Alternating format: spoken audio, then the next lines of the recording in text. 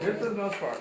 It's been a long day for you and for me. So my name is Tom Whaley. I'm the Visual and Performing Arts Coordinator with Santa Monica Malibu School District.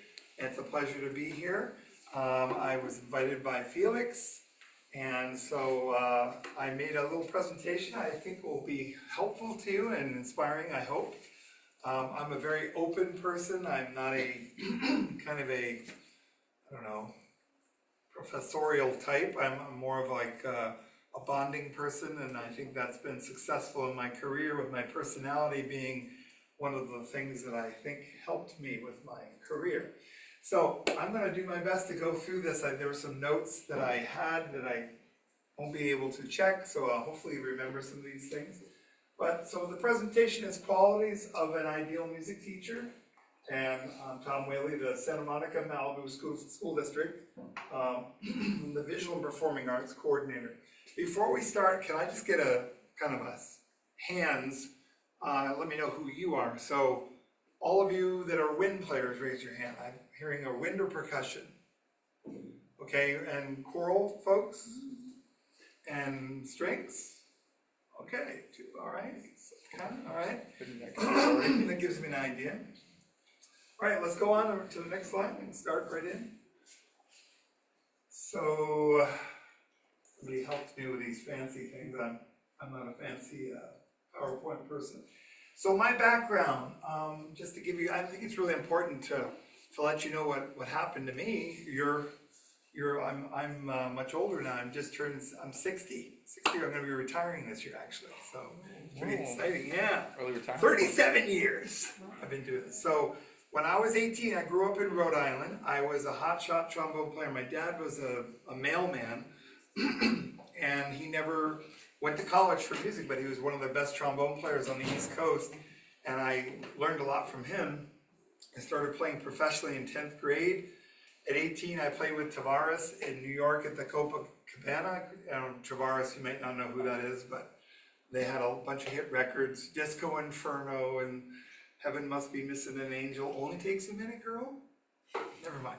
Okay, so a lot of Rick James came into our green room. I'm in New York City. I'm 18 years old. I'm like, oh my God, what am I going to be doing when I'm 60? And here I am. But anyway, I played in a lot of pro bands. I made all-state high school when I was in middle school. I was scoring hundreds on my SCO SPUA, whatever, those all-state things. So I was really good. I just really cared a lot about being good. I didn't have the best teachers. I just kind of pushed myself to do a lot of Abersols, did a lot of play-along records back in the day. You know, those records, you've heard about those things, right? You guys have all. Yes. You too? Yeah. Okay. Anyway, then I went on to have full scholarship to University of Rhode Island because I didn't know where to go to college. My parents never went to college, and they didn't know how to help me. Somebody heard me at a concert, gave me a full scholarship. University of Rhode Island, didn't like it. It was a university experience. The trombone teacher was asking me how to do things, and I was like, I shouldn't be here. And then a guest artist came in from Berklee College of Music, Phil Wilson. He heard me play and got me a full scholarship to Berklee College of Music, and I went there. So I went to got my BA degree from Berklee College of Music. I played with all the top bands at Berklee. That was an incredible experience. I really enjoyed it. I did so much playing and I learned so much. Then I went with a girlfriend down to Miami for that summer. Didn't have any plans. I thought I'd check out University of Miami, who I consider to be one of the best jazz colleges, universities in the world. And I did an impromptu audition. He offered me a full scholarship. I'm like, okay, I guess I'm going here for my master's. So I did my master's there. They offered me to do my doctorate there for free, and I was like, I gotta get out of school. I've been in school for 7 years. So I taught 1 year of in Miami as a elementary music teacher. I now had a music ed degree, and I went, to 2 schools going around singing general music, with kids, general music classes. And I enjoyed that, but it was like I was saving up money to move to Los Angeles because my dream was always to be a studio trombone player. I played trombone and moved out to LA, and I started breaking into the business, started playing right away with people. I had somebody who worked at Columbia Pictures who knew people. I met Sandy DeCrescent, who's like the top agent for hiring studio musicians.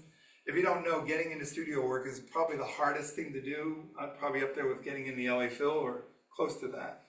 And then she said, if you go play for Dick Nash was one of the top studio trombone players at the time. And if he likes the way you play, I'll hire you. So I went to go meet Dick Nash to his house, and I played, and he said he could play. So then I started getting calls for movie dates. I'm playing with Jerry Hayne, Jack Sheldon, all my heroes that I've always wanted to meet. I'm doing movies with these guys. I'm like, oh my God. But it wasn't enough. There wasn't enough work. So I was offered a job teaching at an elementary school or a high school. And I interviewed for both. I was offered both positions. I was going to go do the elementary gig because I wanted to be able to still go do recording sessions. And the high school principal just begged me. He said, you're the guy we need for this job. It was John Burroughs High School in Burbank. And I started there, and they said I'd have 25 kids. And you guys from John Burroughs? Do you know about, you're from Burroughs? Yeah. Really? Did you remember my name? Did you ever hear Tom Whaley? Okay, well, we had the best band in Burbank history. I started with 8 and built it up to be 150. Within 9 years, we had award-winning marching band, drumline, color guard, 2 concert bands, 3 jazz bands. We were like incredible. I thought I'd be there for the rest of my life. I won the Crystal Apple Award from NBC to cover the LA Times, Who's Who in America's Teachers. I mean, Teacher of the Year every year.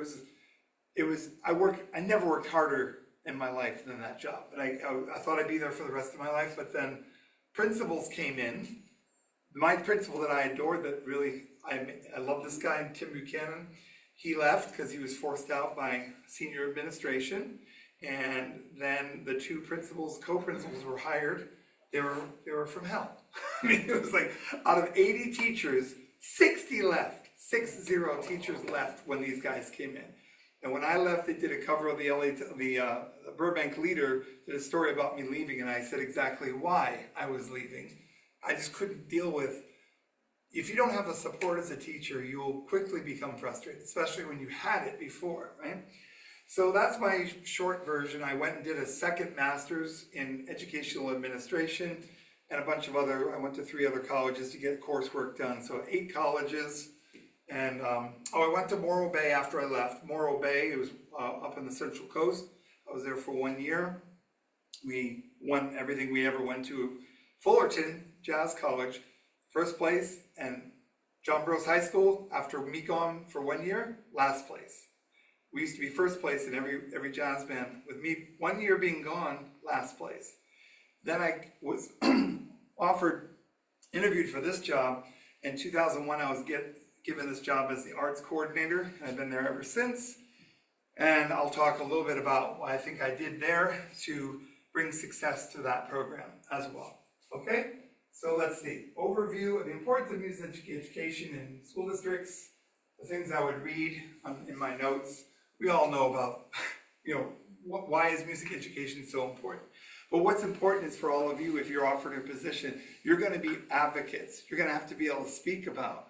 You have to know it, like the elevator speech. Why is it so important about the cognitive things, about teaching kids team effort and working together towards a goal, and the relationships you have with people as you work towards those goals, and all those rehearsals. And kids need that in their day. They just need music in their day, or arts, right? So let's go on to the next one. All right, so these are some qualities that I think are important for the ideal music teacher, right? Everybody think about your favorite teacher you ever had, and I bet that most of these are on that list of qualities of that teacher. That you think of the teacher you had in your life. Were they passionate about music education? Were they passionate? Did they have strong musical skills? Pedagogically, did they know what they're talking about, or did you think they were kind of floating it? Classroom management skills. Everybody has their different techniques. Collaboration, were they able to collaborate well with others? Lifelong learners. Communication skills. Culturally competent, were they aware of other music than just one type of music to appeal to their wide range of students? Enthusiasm for performance. And by the way, I should mention how I know Felix is he was a student of mine. So he was lead alto in our jazz band program. He was also in our band and probably orchestra a couple times also. At combo, you're a jazz combo leader. He won the Louis Armstrong Award from our award-winning jazz band. So we'll talk about some of the things that he was involved with that were special to his time also. So let's go on to the next.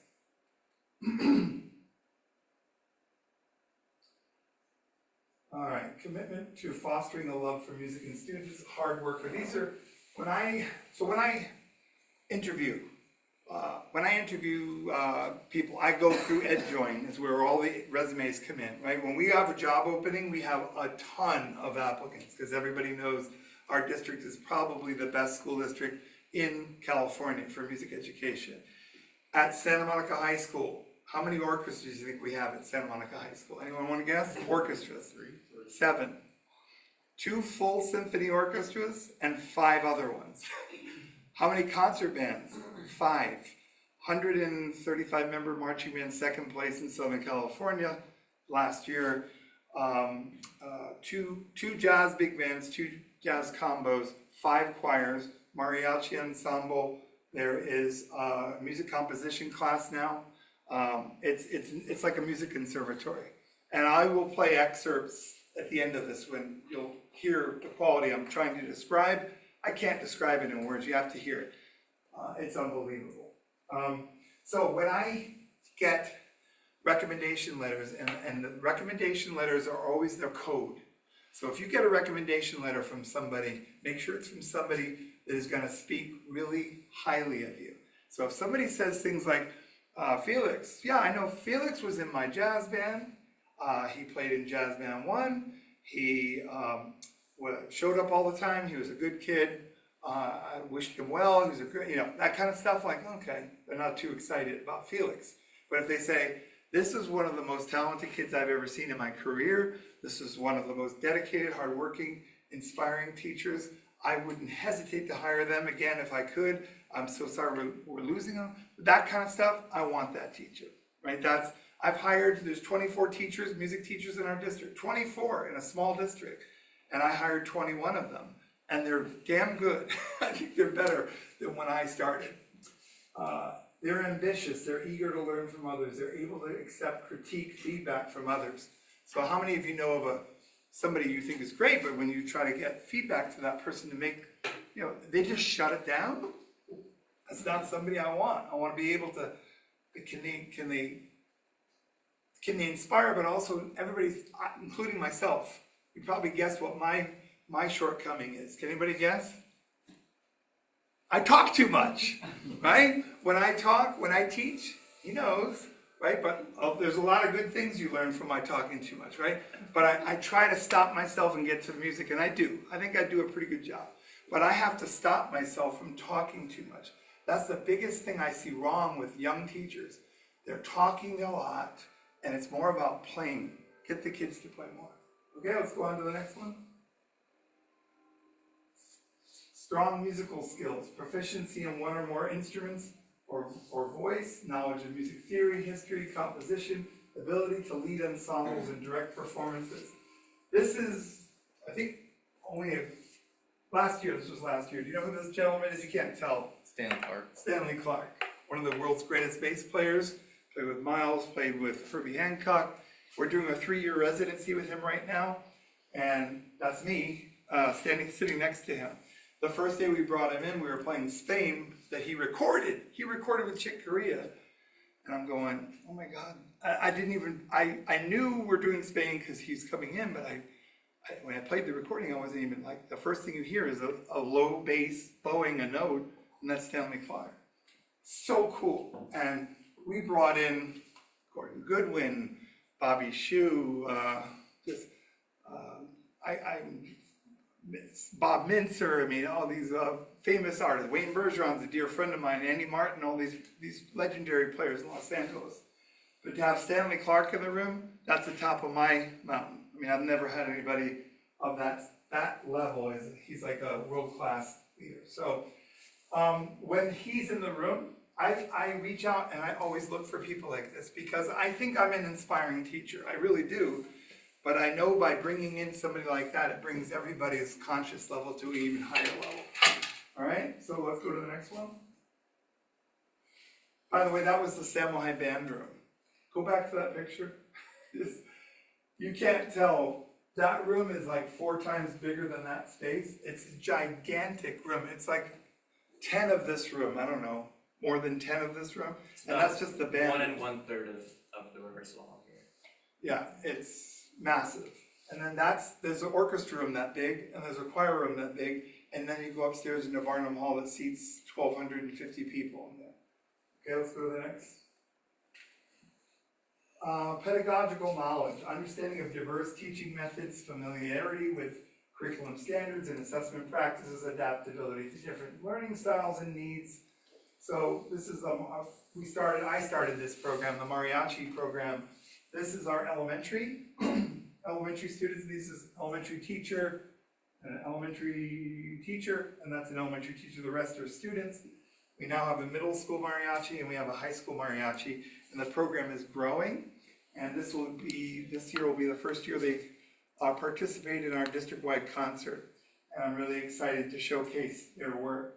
But I said a lot of things here, but being able to adapt to the different learning styles, knowing your students, what do they like? Like, do you know how to reach a student? When you can't reach a student, you can't connect with them. It's so important to connect with students. How many, you've had bad teachers too, right? Yeah? Those are the ones that didn't seem to care if you knew it, what they're teaching. They just talked. They said, I taught it, you didn't learn it, too bad for you. It drives me crazy, because even that most challenging kid, that's why I love teaching. If I can reach that kid, I did a good job. Next. Classroom management, strategies for maintaining a positive learning environment, techniques for engaging students in managing behavior, importance of creating an inclusive space for all students. So let's say you're in a difficult class, let's say elementary class, let's say it's a band class. There's just a lot of chaos and noise. Somebody raise your hand and just give me, what would you do? If you're the teacher, how do you stop that? What do you do? Anybody got an idea? You could do the quiet coyote. Quiet coyote, yep, that's one. Have you ever heard if you can hear my voice, clap once? Yeah. And you don't say that loud, but Angela Wu, I learned that from Angela Wu, our middle school teacher at John Adams, who's the all-state conductor for all-state bands this year, I believe, Angela Wu. She said, if you can hear the sound of my voice, clap once. And then kids hear a clap, well, something's going on. If you can hear my sound of my voice, clap twice. Or the other one would just go, and then kids have to repeat that back. Or 5, 4, 3, 2, 1, or just sing kind of something to them. Just shh, shh, shh, shh. Just there's all these are tools. When you watch a master teacher, they flow with these. You need to have 10 of those, where you can just, and the kid's like, okay. And the minimal effort, where there's respect in the room. And I'm talking about consequences, expectations of your classroom. Everybody should know what they are. There shouldn't be a laundry list. My expectations, I didn't write this in the PowerPoint. Respect each other and your instruments at all times. Number one, right? No gum, no food in the classroom, one of those kind of things. But that first one is pretty much all you need, right? Just be respectful of me and I'll be respectful of you. And if kids know you will always follow up with what you said you were going to do, I'm going to call your parent, and you call the parent, they know you will follow up. And you never couch your comments in the, Johnny today did this wrong, rah, rah, rah. I'm concerned about Johnny because he's not able to do his best in my class because, right? See how the words you use and how you set that up? You don't want to be like Johnny's a kid I want to kick out of class, right? Okay, so there's all those techniques in making kids feel inclusive. Okay, next. I want to go back to 4 because I think, is that the one do you see my notes? You can't see my notes. But I'll give you an example. Ways to embrace multiple ethnicities. One of my most proud moments as a teacher, and I'll probably get emotional. I cry a lot. I'm sorry. I'm a big guy. I shouldn't, like, you cry a lot? Like, you know, you're like a trucker, right? But when I met Felix, he was a freshman. Your sophomore year was COVID. Yeah. So COVID hits, right? And I had met his mom, who was like, I want to help this. I love jazz. How can I help jazz? I knew this lady was going to be great, and she was. She was our jazz president. She was amazing. But COVID hit. And so we started thinking, like, what are we going to do? We knew kids weren't going to be in school. We could do smart music. That's what other teachers are doing. You know what smart music is? Like, okay, play along to exercise 5, and they'll submit their recording of the kid playing along, and I get it, and I grade it, and the kid gets a grade and finds out that they missed 4 notes and 4 rhythms or whatever. So his mom found a program called Jamulus. Has anybody ever heard of that? Okay, what is it? If I remember correctly, it's a program where it's recommended you have like a wired Ethernet connection, but you can just play with other people like over the internet. From all over the world at the same time. Yes, good. So what we did was we came up with the idea that we could use Zoom to see each other, and then we could hear each other with very little delay. If you don't use Wi-Fi, if you plug in with an Ethernet cable and you have a fast connection, you are able, we had rehearsals. I was sitting at my couch for 2 years teaching, and he was at his dining room table, and somebody was at our couch, and so we figured out a way that we could play jazz big band together, and we were the only one. We had UCLA coming to watch our class because nobody could believe it. How are you doing this? And we were like, we did our concerts online, and I got his brother Leo, who's like a whiz kid with technology. Leo hooked us up to like the YouTube direct feed with the Zoom, and we had Jamulus, and we had Willie Murillo. You know Willie Murillo, one of the lead trumpet players in town, who plays in the Gordon Goodwin Big Fat Band, friends with Wayne Bergeron. He was our guest artist. We did our concerts live online with this stuff. So we had a drummer, I won't mention any names, but this kid was ready to kill himself. He was on suicide watch because he was so upset about being lonely and not being able to play music with other kids. And so his mom said that saved his life. This is where I get emotional, but this is what it's about. This is where teaching is so powerful, because you make these differences. What did it do for you? It lifted me out of depression. Because you knew that you didn't have what other kids had before that happened. And he was sad because he knew what other kids had happened in my program, but he didn't get that. But I'm so happy we gave him that, because I was so passionate about not wanting kids to lose that. Shut down music for these kids, not have these experiences. And for me too, I need to see them and hear them live. I can't send in your Google, your recording of your performance, like yuck, right? So I give myself credit, and I reached out to people who had the skill that I didn't have. That's key, what I just said. Know what you can't do well, and find people to come in and help you with those things. If you're not organized, get somebody who is to help, a parent or somebody, help you in those areas. Knowing what you're not good at is as important as knowing what you are good at, right? Okay, let's go on.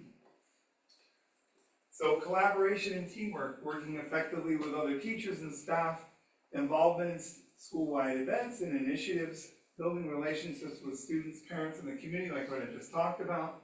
Do all students know you truly care about them? Versus this, let's be honest, students have a bullshit meter like the best. I mean, they know. I brought in like Bill Watrous, anybody know who that is? Yeah. My idol growing up, my jazz trombone idol, Bill Watrous. The guy could play probably the most technically proficient trombone player that has ever lived. And he came into my band room and he was so nervous. I'm like, why are you nervous? You're Bill Watrous. But he knew the students were like, they weren't impressed with, stuff that he's done. They just want to know, how can he relate to us? And he was awkward. He didn't know how to relate. Like I can, I can talk to anybody. That's one skill you learn as a good teacher, right? But having the ability to kids know you really care. I used to stay after school. I would get there at 7 in the morning on the field. Marching band started at 7. And then I left at 5 to go eat dinner, got up and did it all again. And I had night rehearsals Thursday nights. I had booster meetings on Wednesday nights. I'm talking about Burbank, right? And I do that. He's seen me do this in Santa Monica, Malibu. I'm everywhere. I'm at people's concerts and visual art shows. I just had a visual art teacher meeting right before here, got in my car, came here. Now I'm going out to Redlands to see my daughter do a rehearsal or pick her up after her first honor. And my daughter's autistic. And having I fought a personal custody battle with my ex-wife because we didn't agree on schools. I wanted them to have the best schools. I know my daughter with high functioning autism needs every opportunity she can be given to have a good life. And I think she'll end up going here, actually. I think she's going to go to SMC for a 2-year degree and finish here. And she wants to be a special ed teacher. And this is a girl that couldn't speak until, 2 years old or something. And now she's taking all regular classes at Santa Monica High School and getting A's and all of them. And I was just so proud of her. And it's if she didn't go to Samo High, I don't think she would have had what she has. So, okay, next. What I just did, by the way, is not in this power. I think of things that I just don't want to forget anything. But when I'm a very big proponent of, I'm being very personal. The things I'm telling you, right? I mean, I don't know if that's shocking you, but that's how I am. He knows. But that's what builds. If I see you guys ever again in your lives, you'll feel comfortable. I think coming up to me at a cosmic, hey, Mr. Whaley, hey, Tom, how you doing? And that's the way I want to be with my students. My students would do anything for me more than for a grade because they cared about me and they knew I cared about them. Mr. Pelosi was my high school band director. We did anything for Mr. Pelosi. He didn't care about a grade. I wanted to impress him and make him be proud of me, right? So lifelong learning, commitment to professional development and growth. Never think you have all the answers. I have so much to learn. I still do. I'm old, but I still learn so much from maybe some of you. You'll show me something I didn't know or think of, right? Keep your mind open. I have one teacher right now on our faculty. Drives me crazy. He knows exactly who I'm talking about. Lack of reflection. This teacher never reflects on their own practice. Like when I've told him this, this, and this, and he doesn't even hear it. I know my way is right, and that's the way I teach. That's the way it is. And I said, can you name one student you have a personal connection with? And that's the answer I get. Nothing. He can't reflect on it. I said, do you realize you play the same warm-up every day?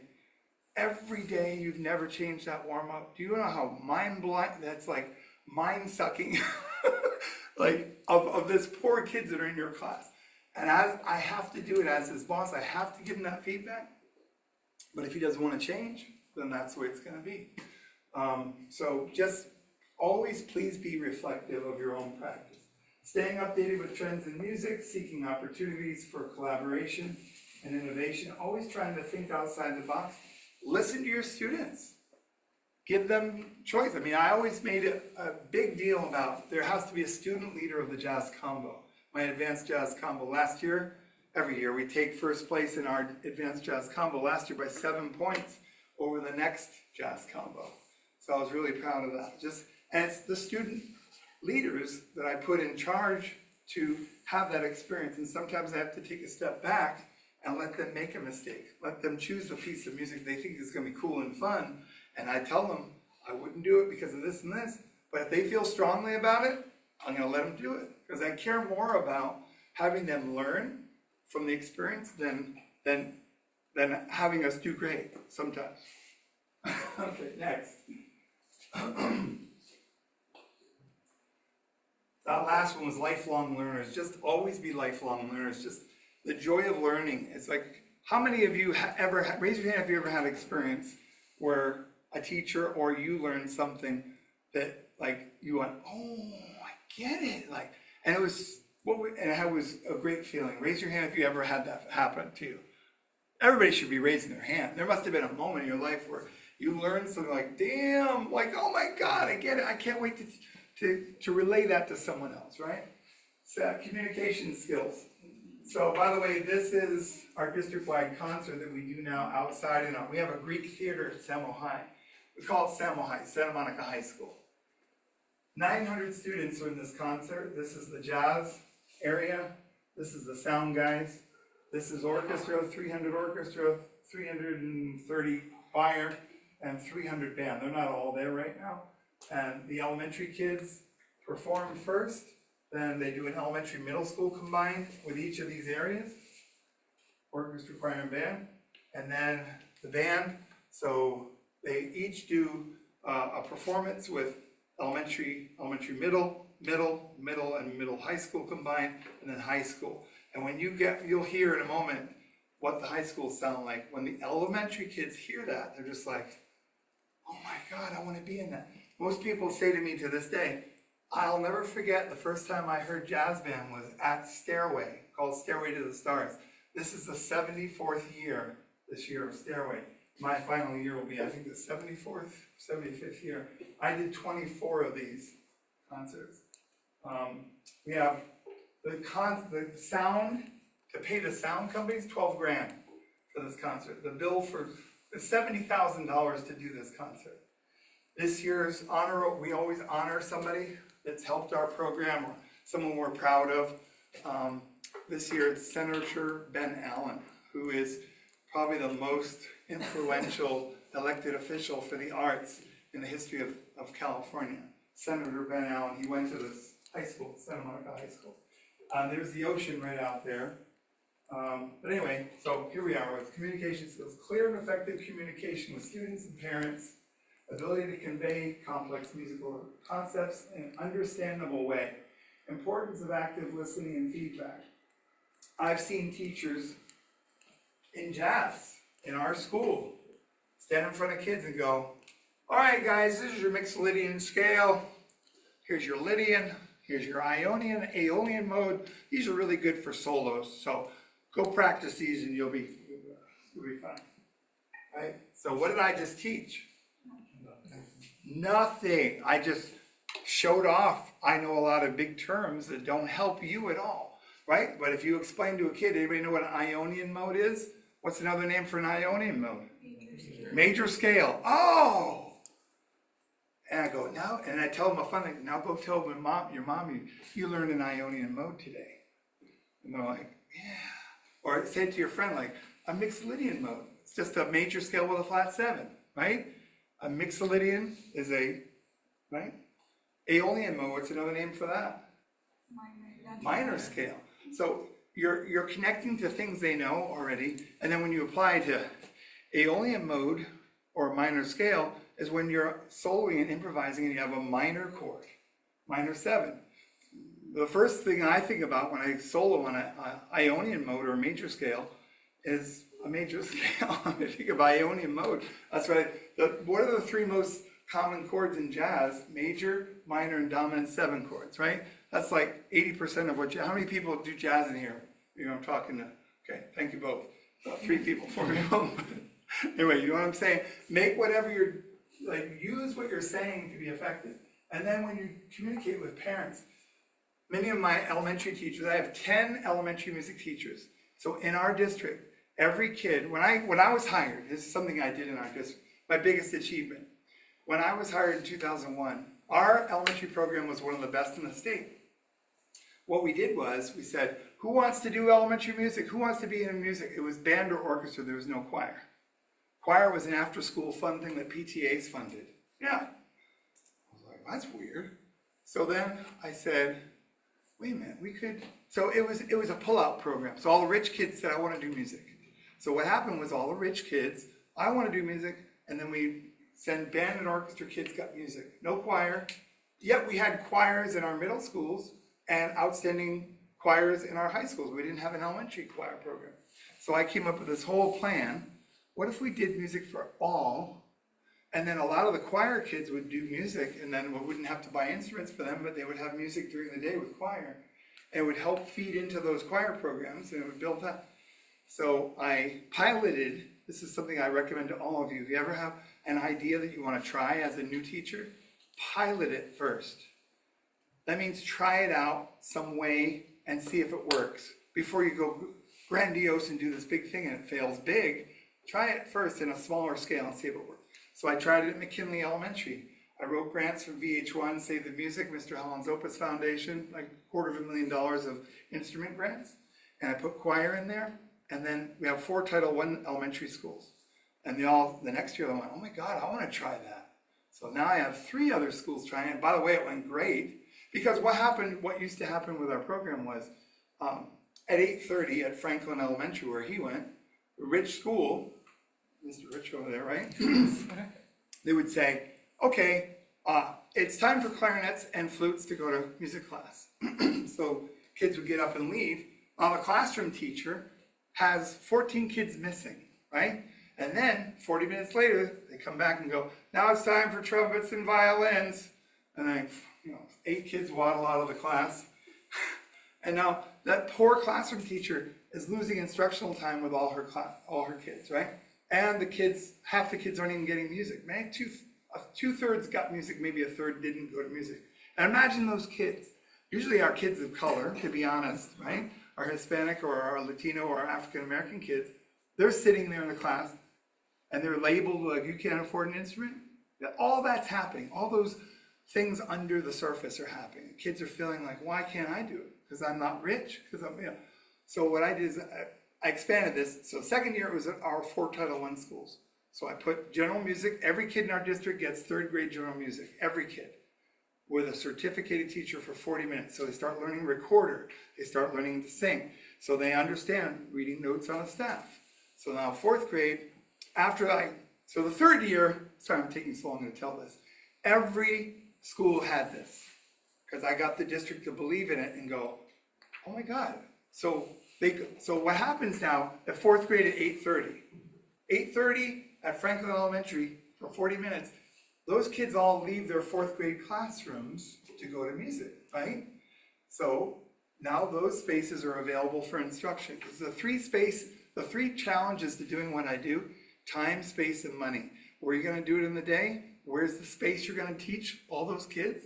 And how are you going to pay for it, right? Those are the 3 barriers. So now, all those kids would get up, the kids would all go to a choir. The biggest space for choir is usually 20, 30 kids.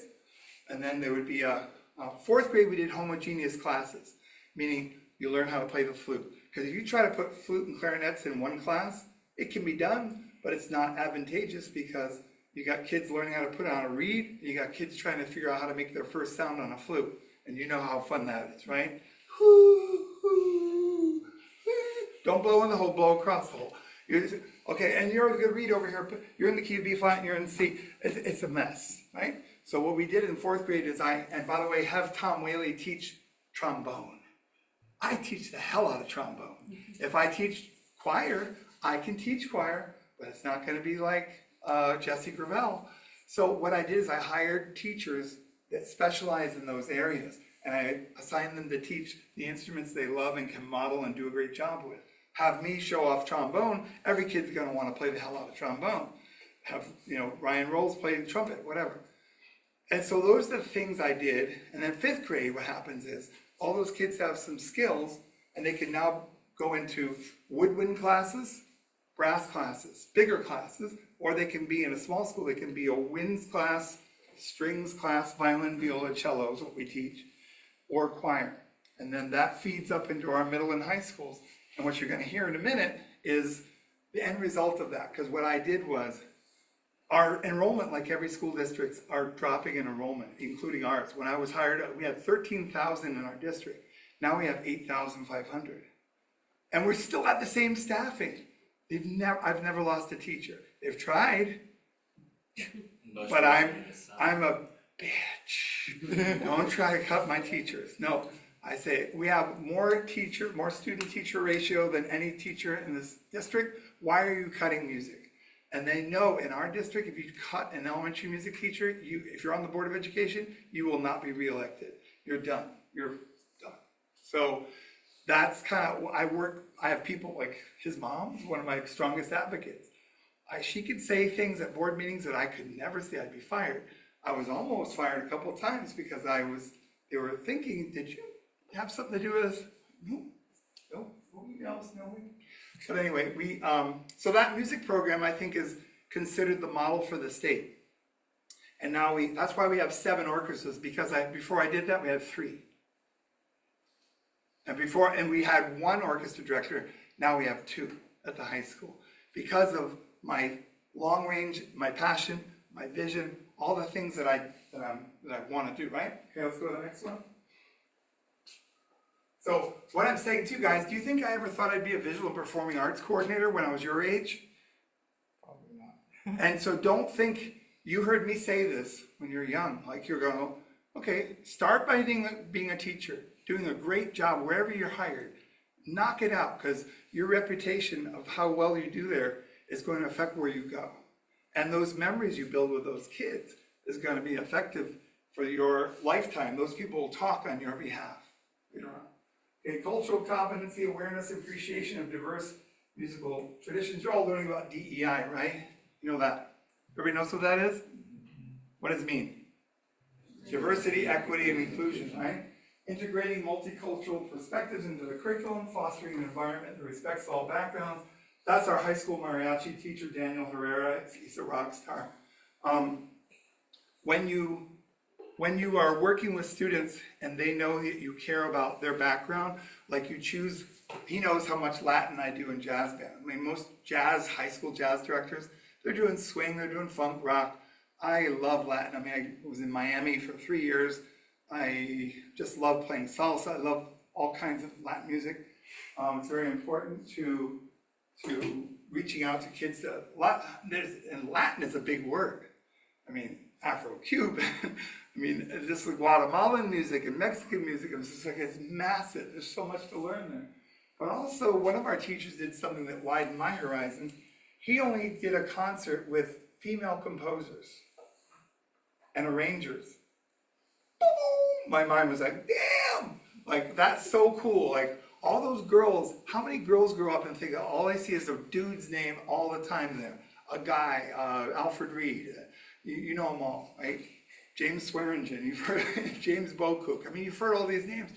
But now there's more women that are getting involved with this, right? So whenever I can try to bring in jazz clinicians that are women, that's another thing I try to do. Just try to show gender diversity, not just cultural diversity, but all the things we're trying to do to broaden kids' horizons. Next.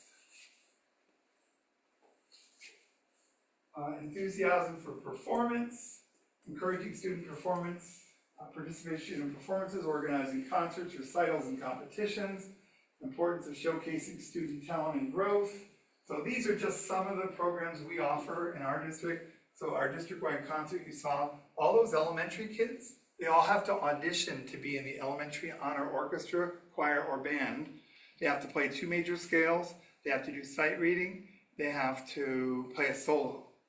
The whole thing takes 7 or 8 minutes, but the kids, we take 90, I mean the kid, if they just really can't do anything, we don't take them. But if they've shown any effort, we bring them in, we want them to have the experience.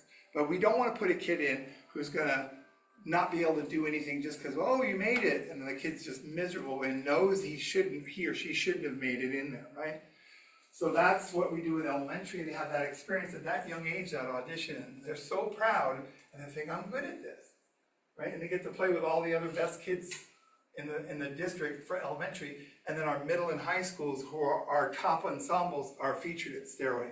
Our wind ensemble, our symphony orchestra at the middle and high schools. We do dream teachers. So listen to this. Not only do we have certificated elementary music teachers, you guys are going to want to work for our district after I'm gone, but you want to work for our district.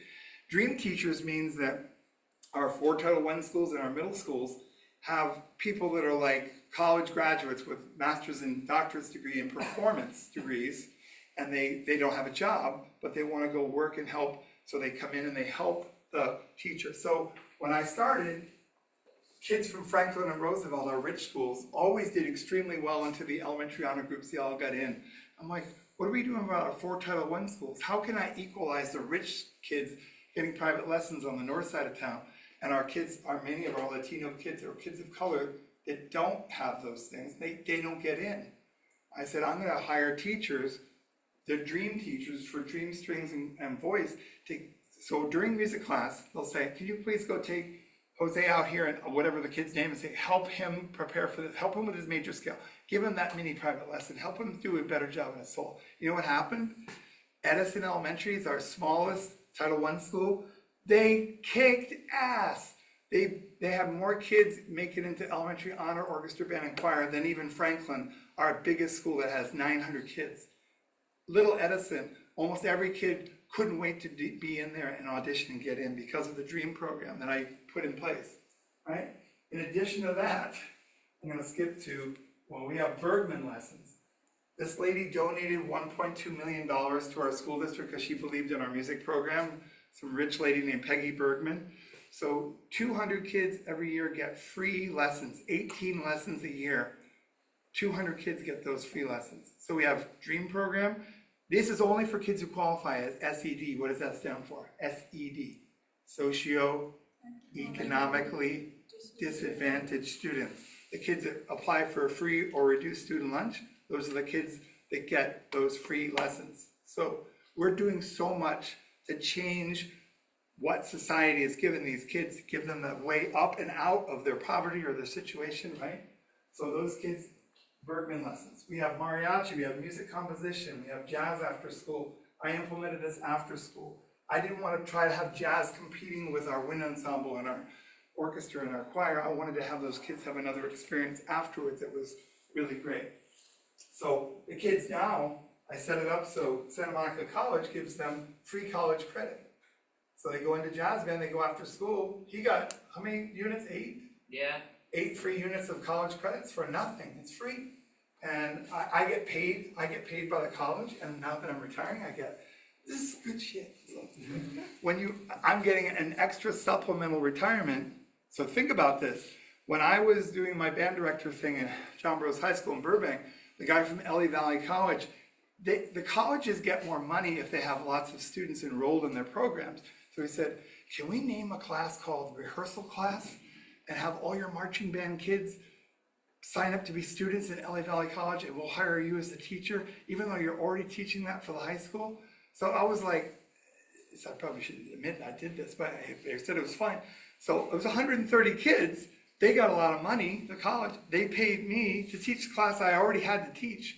And I wasn't getting paid, I was getting paid EDUs. What do EDUs mean? Extra duty units. In other words, peanuts. No, it's like $1,500 for the whole year. So I got paid, so I started my college career as an adjunct professor. Even back then, if you do a good job, they come to you and they say, hey, can you do this? So they were happy, the college is happy, they get more enrollment, they pay me, the district's happy, they get an award-winning jazz program without paying me. I get paid through the college, so I found ways to think about how to do this that benefits the kids, benefits me, benefits the college, everybody wins. Okay, community vendors, we have 6 vendors that do those Bergman lessons. Elemental Music, Santa Monica Music Academy, Santa Monica Conservatory of Music. They're all wanting to take advantage of our great students, and those students have so many opportunities with these outside vendors in Santa Monica. We have Kiwanis Solo Competition. Kiwanis is like a community organization that raises a lot of money to help community causes. So years ago we started this, but it's for kids, our super high-end. I mean, you wouldn't believe these kids. Like, I can't believe my favorite story was this girl. She was playing bassoon. She was a junior, and she gets up there. She was the winner of the Kiwanis. So we do this like 6th to 8th grade of choir, band, and orchestra. The best 3 kids in each of those, choir, band, and orchestra, get a scholarship, like $500 in middle school for being the top soloist, right? Then we do high school, 9 and 10, choir, band, and orchestra, 11th and 12th category, choir, band, and orchestra. This girl's like, like bassoon, like I couldn't, I think that was the most impressive thing I've ever heard. And then I go up to her afterwards and I go, what are you gonna do? Like, she goes, I have another year, but I'm quitting. And I went, what? You're what? You quit? You could, go to any place in the world on a full scholarship playing bassoon and then playing it that well. You know who she had for a teacher? Remember the guy I referenced earlier? But I'm not going to say that person's name. But she had that teacher, and she said, I can't take it. I'm quitting. And a kid that good that I remember is one of the best kids ever. It's like she left music because of a teacher. And that's the story I share, because it's as good as a great teacher is, a teacher that isn't can suck the life of music out of a kid. So please remember that.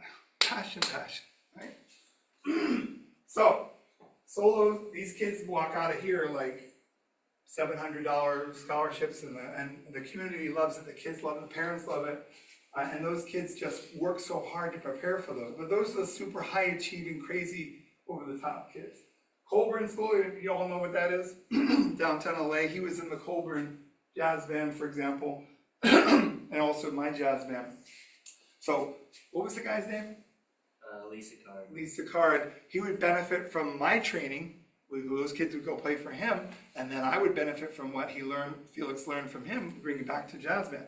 Felix says, hey, we played a chart with Colburn's band. Oh, well, what's the chart? And he knows, I mean, he recommended tunes to me that if I like them, I'll program them and play them, because I want the kids to feel like they have their voices being heard by me, right? A lot of teachers are like, I am the director, and what I say goes, right?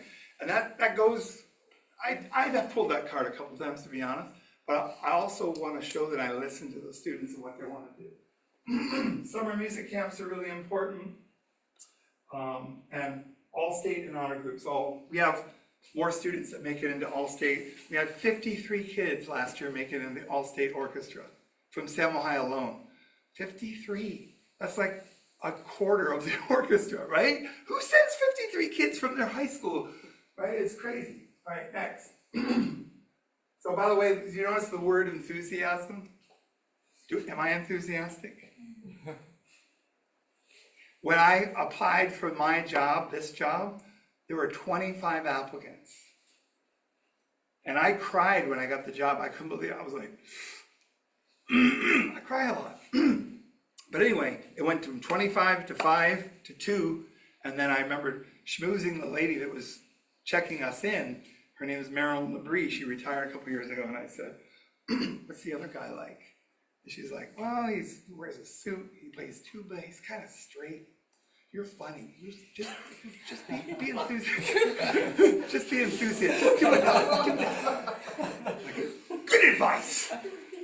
I just went in, and this is how I am. In an interview, I'm this way. And as long as you're not wacky and you can back it up, I mean, being enthusiastic, it also is that when you're teaching, you're a performer, right? You ever watch a master teacher, they're like a performance, like, whoa. And the way I'll do crazier stuff in jazz band when I can see them drifting. I'm like, what do I do? What do I say? Story time, right? I tell a story. I just tell something funny that happened in my life. And by the way, that does two things. It gets them away from they were in school all day doing AP tests and all that crap. And they come to me and have fun and be excited. And then I'll just like, if I feel like they're drifting, I'll go, okay, one thing is I'll tell them a little about me that builds a relationship with them, but also gets them out of this world for a minute. And where did I learn that from? Joe Pelosi, my teacher in high school. He would tell us some goofy story. I still remember he had a mannequin's hand hanging over him, and he was a trumpet player, and he had fingers broken. He goes, trumpets, that's you. You can't finger that note. You know, like, but just had like a big 2x4. He would hold it up and yell. He was an Italian guy. It was hilarious, but he was full of love. He never felt threatened. It was just funny, right? Just being like real. Okay, recap, conclusion, recap of key qualities, importance of holistic approach to music education, encouragement to develop these qualities during college. So, I can't say enough about. I'm gonna be really honest with you guys. One of the things, when I was in college, I had a lot of people in my college music ed class that weren't very strong musicians, right? They were just there because, you've heard this, I'm gonna do music ed because I can't, but perform or what I can't, blah, blah, blah, right?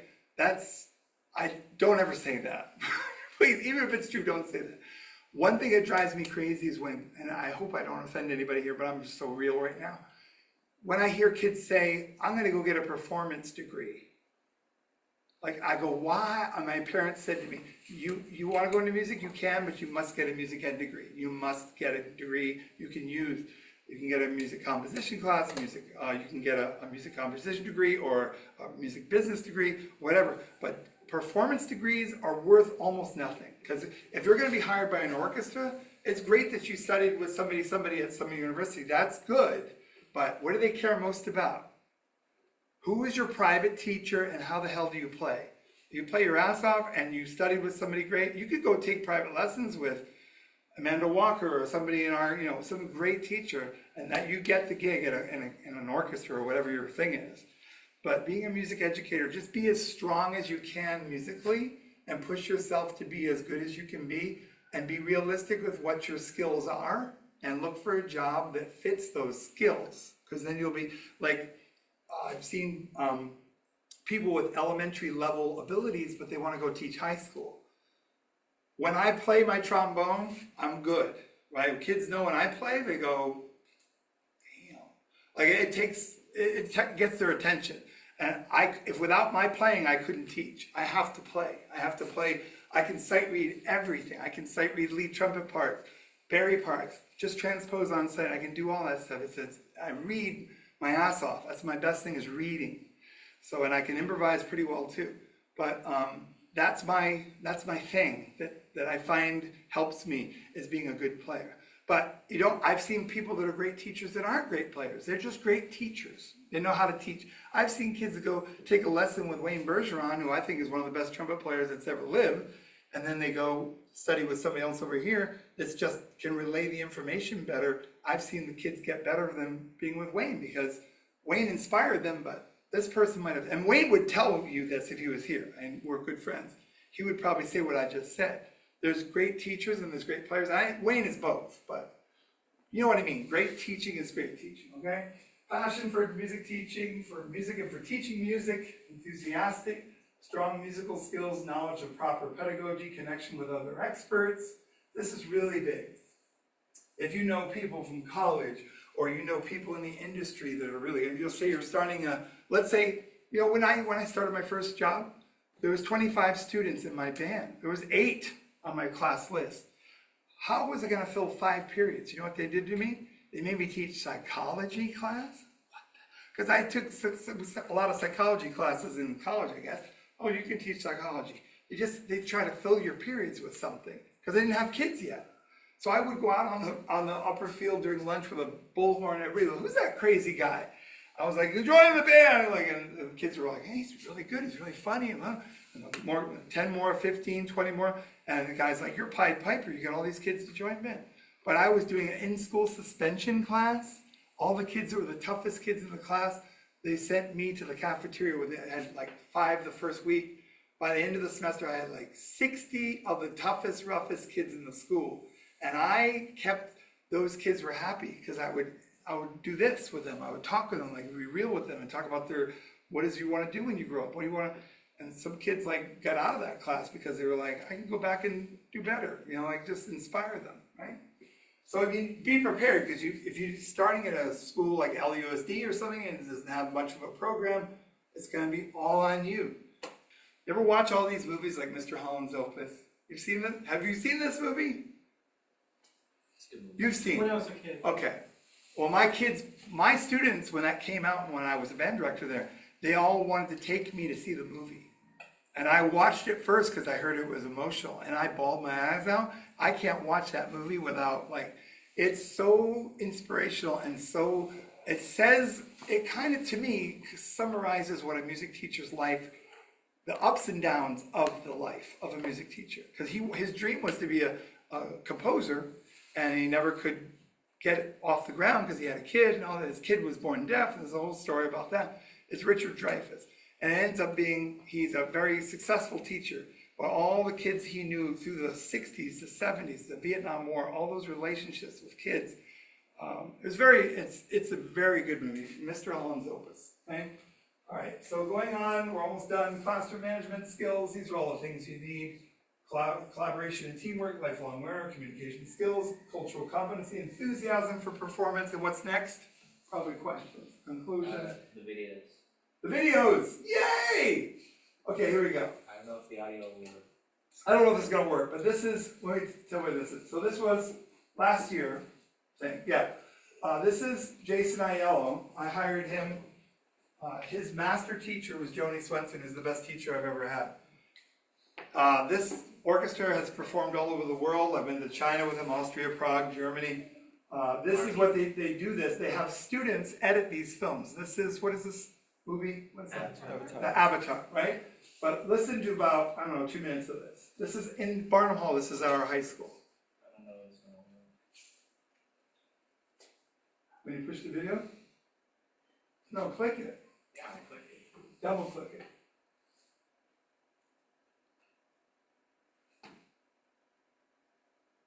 I've tried this on everybody's computer and it worked. You have to exit out of the presentation. Yeah. Oh, Let's do it. let's do it. There we go. Nice.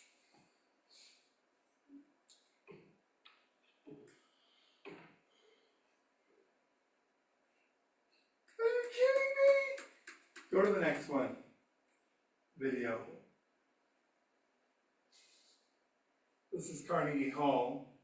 Maybe it's just loading. Is that possible? You gotta click enable content. Huh? Click enable content And on the right. Top right. This thing. Look at you. You wanna do the orchestra? Yeah. All right. Yeah. Not currently supported. What the hell? Winning brother, yeah. Oh, you have to connect to the. Oh, that's with Wi-Fi, that's why. How can we get Wi-Fi? Do you know how to do that, anybody? Here, I'll put you on my hotspot. PRT devices, you don't need to sign in. He's gotta put me on his hotspot. It's worth it. Just We're over. burp, burp, burp, burp. I know. A lot of tabs. You're also playing on my phone. I should have thought to be on Wi-Fi.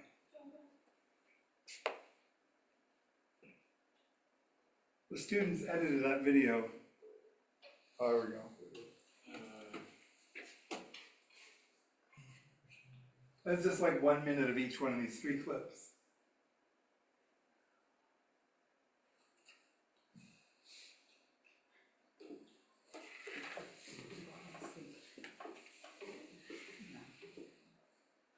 No.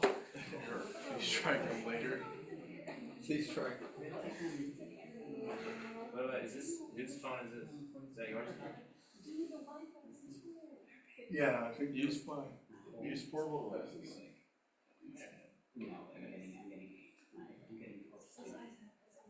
Yes. There we go. There we go. Does it come out of the laptop? it's gonna be very quiet. Listen. There we go. Yeah. The girl's bending the notes on the flute.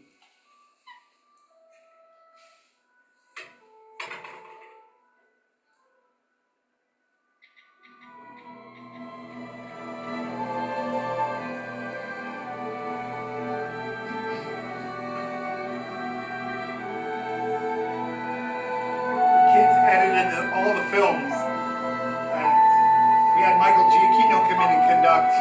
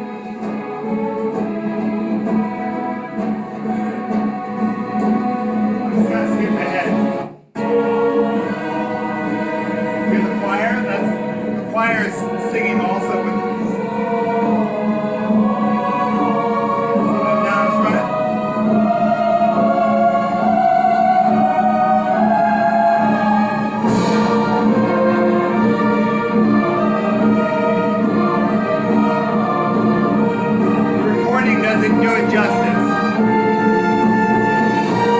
The trumpets.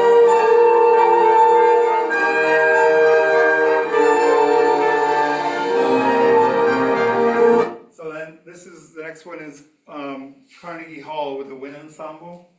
This is Kevin McKeown. I hired him as an elementary music teacher, and then he became the band director. So they've all performed in Carnegie Hall, but this is just the wind ensemble's performance. This is called Aurora Awakes by John Mackey. Everybody hip to that? I'm just gonna, for time's sake, we're gonna skip ahead to. I don't know whether I'm just.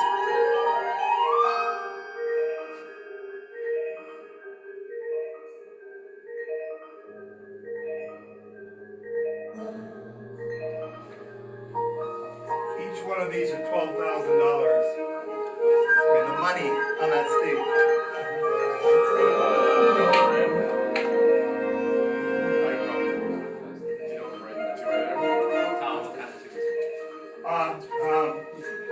They're Earphones. No, they're mirror phones? Yeah. Oh, that's I mean, listen to that. That's a high school, right? Probably the best, or one of the best wind ensembles in the state. Okay, the last one. My jazz band won the Berkeley High School Jazz Festival in 2011. We swept the entire festival in the highest division. We won top big band, top combo, and the 2 top soloists. Have you ever left your belongings in a public locker or under a tap? No. Skip. This is Jeff Hulls. This is in Notre Dame Cathedral. Wait.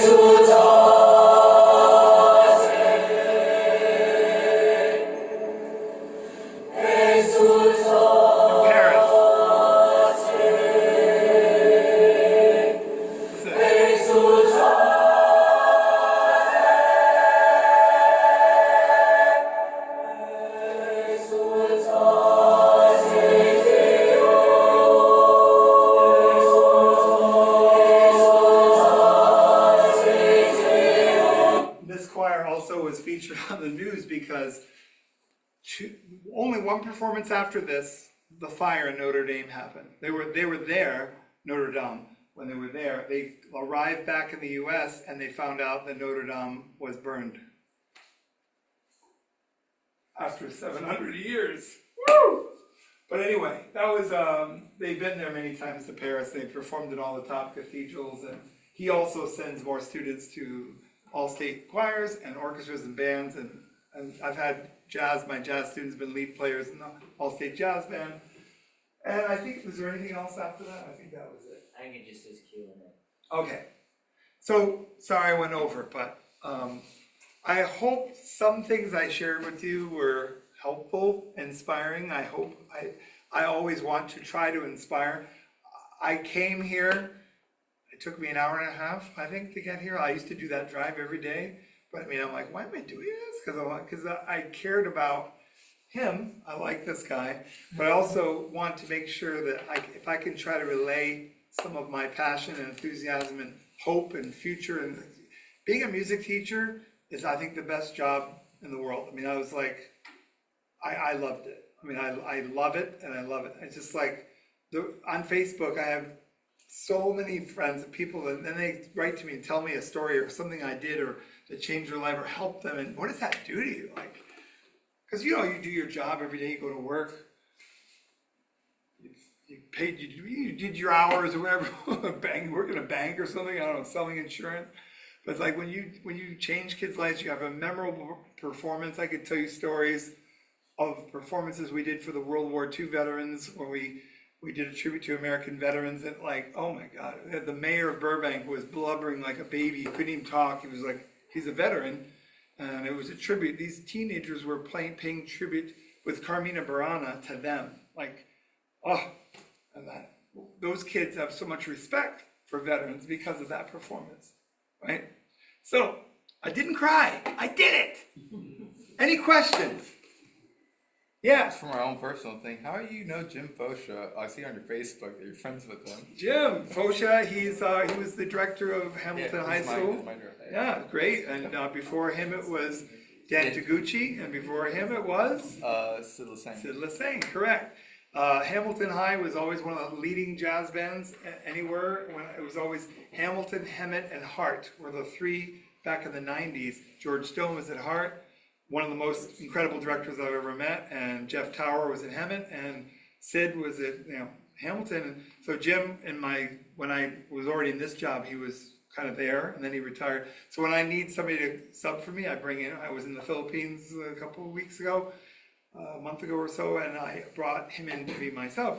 So he's great, and he also is the guy for Stanford Jazz Workshops, and he comes in and does that presentation to my students. Good question. Any others? Yes. Yeah, I guess what would you, like advice you have for someone who wants to be, I guess, like an assistant? Like I remember when I was in middle school, high school, the orchestras had like a cello coach, or us bassists, we would have like a sectional with a guy every now and then. You know. So you're saying you would like to be a sectional coach, or Yeah, like just what advice would you give, or how would you? to get a job? Yeah. Okay, I would highly recommend getting to know that program, because one thing I don't like is when somebody just sends me the resume and goes, hey, this is me. And like, I don't blame them for thinking that I'm gonna be impressed, but I'm getting those all the time. So if somebody really cares about knowing my program and me, they'll show up and like, hey, if you ever need help, I'll come in and work with your students, and I just wanna help. And then like, you show how effective you are, and like, then you build a relationship with the teacher and go, hey, I did that, by the way, what I just said, I was that guy. I can't remember what school it was. Eagle Rock High School. They were way back in 1990 when I came here. They were like one of the best jazz bands, and I just thought, oh, send them my resume, they're gonna be so impressed. And like, crickets, nobody called me. What's wrong with these teachers? Don't they know how I could change your program? And then another teacher told me, you're not gonna know what you're doing until 5 years into your teaching, maybe 6 years.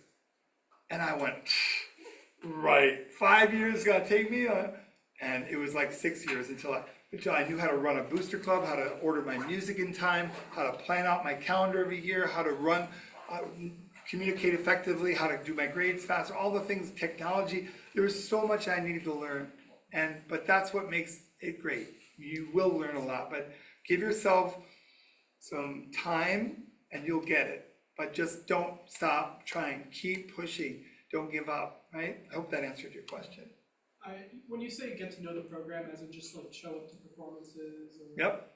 Yep. Show up to performances and get to know anybody that's there, and then ask them.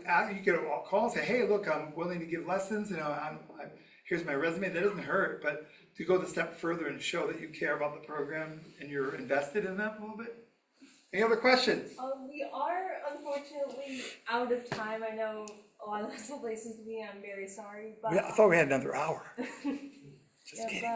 Thank you all for coming. Thank you, Mr. Whaley, for. If you haven't already, the treasure link is on our board and also posted in our Discord. Thank you once again, and welcome. everyone have a great evening, weekend. How many of you are going to CASMEC? You know what CASMEC is?